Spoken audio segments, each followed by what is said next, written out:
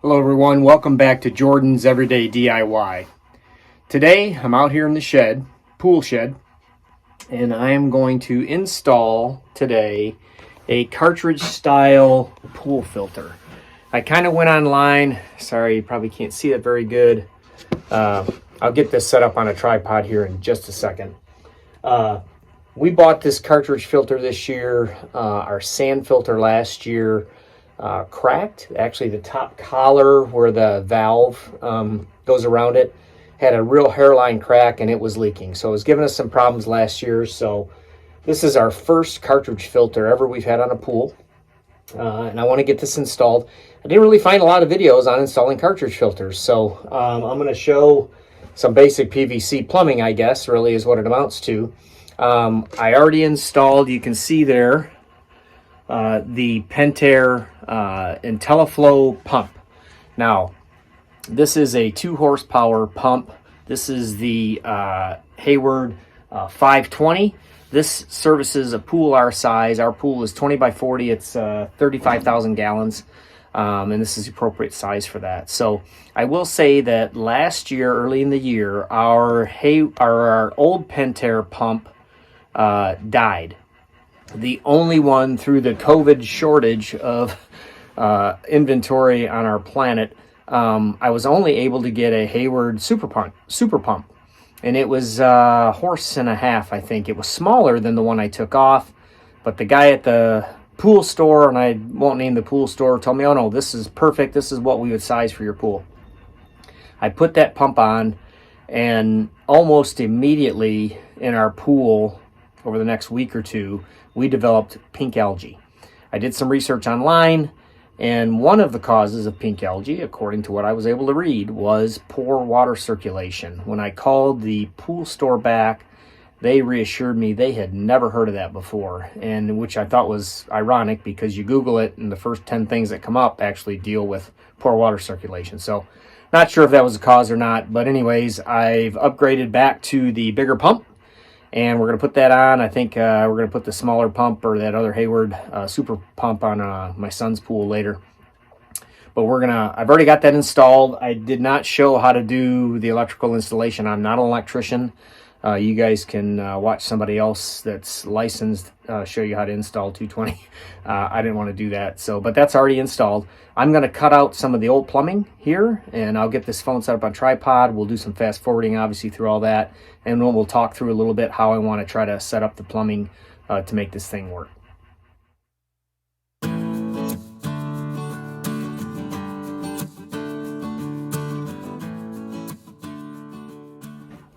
One of the things I'm going to cut out a little later is this particular piece of PVC here. This went to the top of our sand filter prior. And what this was a waste pipe that I actually plumbed in through the bottom of my shed floor. And it goes out the side of my shed floor, so I was able to just pump to waste. I'm also going to make a waste exit, if you will, on this particular pump. Anything I saw like in the manual and stuff, it doesn't really show that. It just goes out. Because of the way this thing filters, you don't really go to waste, but sometimes like early in the year or certain times of the year here in Michigan, especially earlier in the year, I'll do a vacuum, and a lot of worms and things like that get under the pool cover through the winter. And I just soon pump that to waste. I know the basket will catch everything, but I just soon pump that to waste and not bring that into the filter. So, and it also gives me the ability, if I need to drain the pool, which I'm going to need to at the beginning of this year, to do some cleaning on the liner. Again, from that algae that we had last year. I want to be able to pump that out to waste. I don't want to, I'll use my drain basically in the filter here to help pump the pool out. So I want to have that waste. So I'm going to cut this off later when I can get a good measurement on it. I'm not going to cut that yet if you're wondering what this big piece of PVC is. So now I want to get measured for this riser here and the valve that'll go into the pump. I know that from the instructions, the center of this inlet on the pump, sorry, I think you cannot see that, but I'm pointing to the same IntelliFlow Pentair pump I pointed to before, is at 9 inches.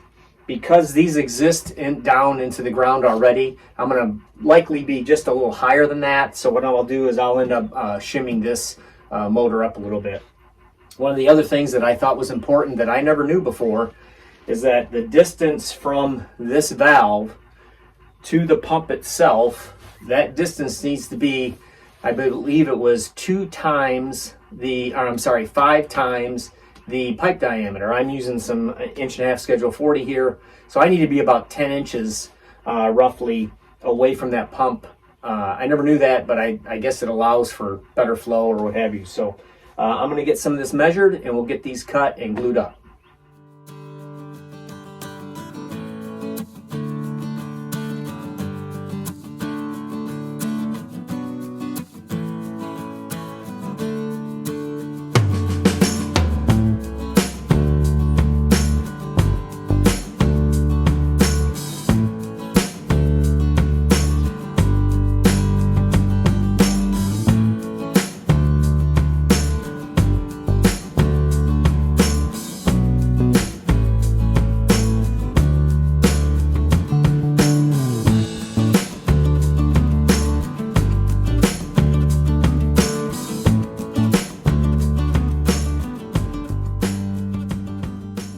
Now, I had taken a break and I went out to the shop and I built a small little box for this to set up on a couple inches, like I said, because I had to build this up a little bit because these pipes still existed. So everything lines up. I got a disconnect here. Can unscrew it from the filter if I need to. 2 disconnects here. I can take this off now if I have to service it in any way. Now what I'm going to do is I'm going to work on the inlet into the cartridge filter, and then the outlet of the cartridge filter out to my pool heater. So I'm going to get those measured and cut now as well.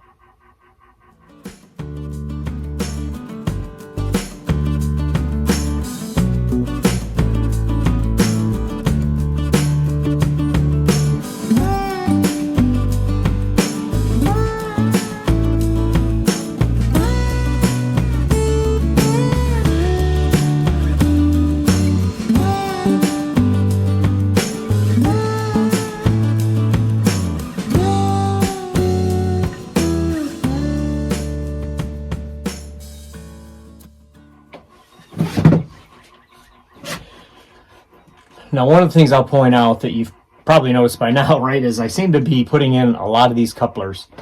The last time I did our last pool, at our last house, I did all plumbing, the person that did before me didn't put any of these kind of disconnects in there. And it was incredibly difficult. It was all like hard plumb glued together. When you needed to service it or take it apart for some reason or change a filter, which we also did at our last house, it became very difficult to do. You couldn't reuse anything. You couldn't take things apart to service them easily.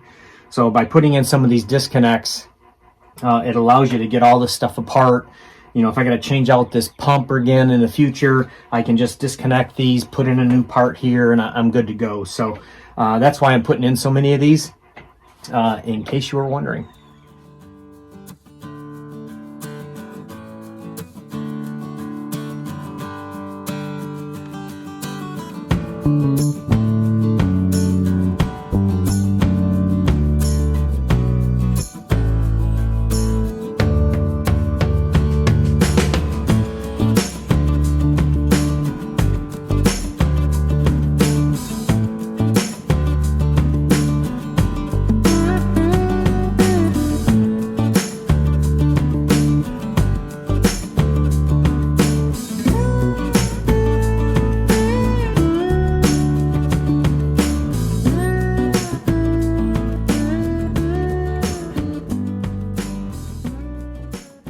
Okay, I'm just getting ready to wrap this up.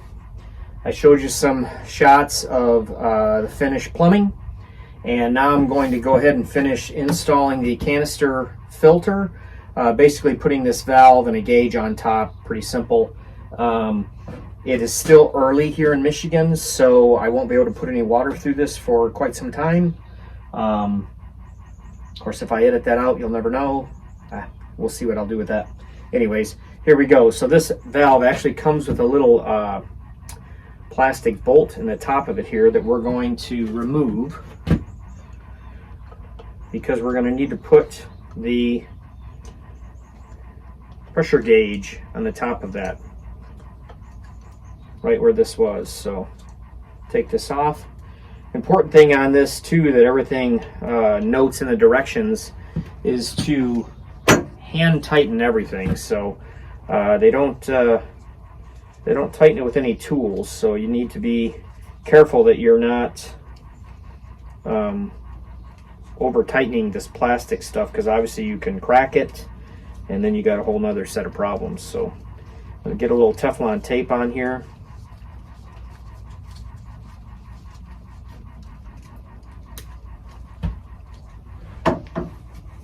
Then I'm going to get a little on the gauge itself.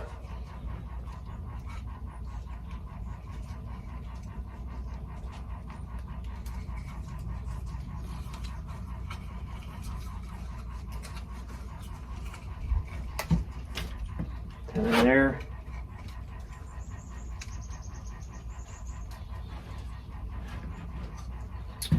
So let's hand tighten each one of these.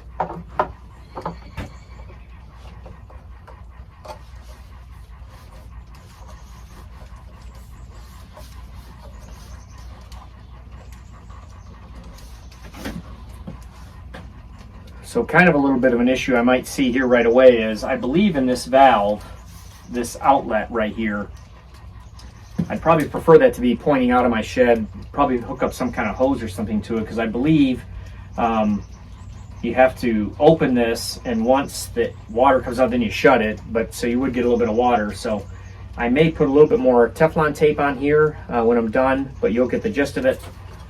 So you hand tighten that, hand tighten the gauge, and you're pretty much good to go to get the water in the filter.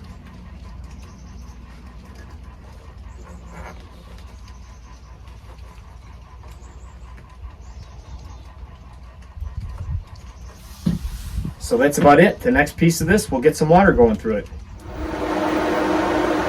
Okay, so it's the end of the year. I'm actually getting ready to close the pool today.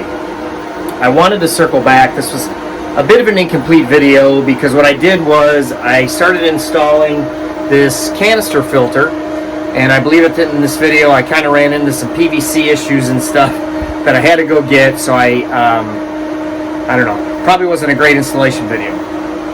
I ended up, in the meantime, I found out that I needed a larger, you can see that there, filter. So, filter. So I had to get that also. But all year I have been running this cartridge filter, and I've got to tell you, this thing has been money. I'll take you out in a second and I will show you the pool. All I've ever had is sand filters, so I don't have any other experience other than a sand filter and this particular cartridge filter. And this thing has been phenomenal. Let's go out and check out the water. Okay, again, I'm getting ready to close it today, but you can see here behind me in the deep end, it's 9 feet, and you can clearly see that drain. This water has been like this all year. Really kind of minimal chlorine added all year, just kind of your regular maintenance, some algicide. Have not had any problems. It has been perfect all year. I'm a firm believer in these cartridge filters. Now, about halfway through the year, just because I wanted to, I shut it down, I took it apart, and I rinsed off the cartridges. I did not need to. It was not at, there's a little pressure gauge on there I can show you in a second. When you start your pressure and you turn the dial where the pressure has started, and by the time that pressure gauge gets up to the next little mark, little tick mark on that gauge, then it's time to clean your cartridges. That's, in theory, kind of how this works. I just did it to do it. Hose these things off. They look like they were brand new. I put them back in there, and again, this water has been great all year. So I am a firm believer in these cartridge filters. Let me go show you that gauge and we'll wrap this up. Okay, so this is the gauge. I'll get a little closer here on in a second. And you can see here this arrow, that's where your pressure starts. When you, after you prime your pump and the thing's running, it's full of water, you let all the air out, that's where you start your pressure. By the time the gauge gets to this other tick mark, then it's time to basically clean the filter. It says right on there.